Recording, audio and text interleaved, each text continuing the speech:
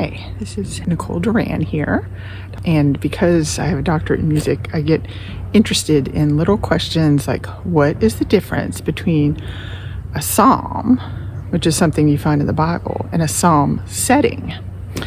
And so I went ahead and researched it, and I'll tell you 4 key differences between a psalm and a psalm setting. Number 1 is the origin and intent.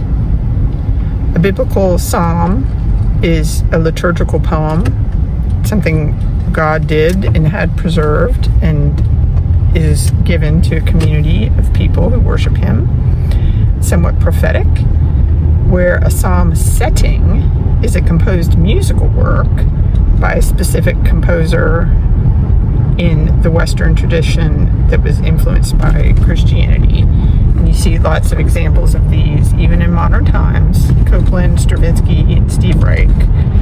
Basically, man is decorating and deciding which parts of the Psalms he wants to engage in a psalm setting. The second difference is the text, just bare words and indications of what the music might have been sounding like, is preserved in Scripture, whereas in a psalm setting, the music is primary and it's preserved as music notation. The third difference is the roles, worship versus a more artistic enjoyment of them. In the biblical psalms, there are sometimes instruments and leaders mentioned and who might have written the psalm in a situation, but it's given to a group of people with a music leader, and it's something that's supposed to be memorable enough to stick with the congregation,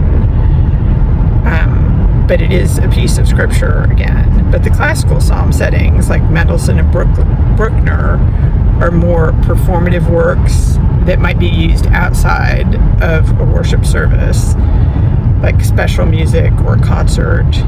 So it's kind of the difference between a weekly church service where you would read a psalm or maybe chant a psalm and a special music concert. And the fourth difference between a psalm and a psalm setting is the biblical psalm holds its meaning within a theological framework, whereas the psalm setting, the composer is using their artistry and musical knowledge to convey extra things with emotional and harmonic language and key choice and a sense of drama that hopefully will add to the theological understanding that is already preserved in just the words.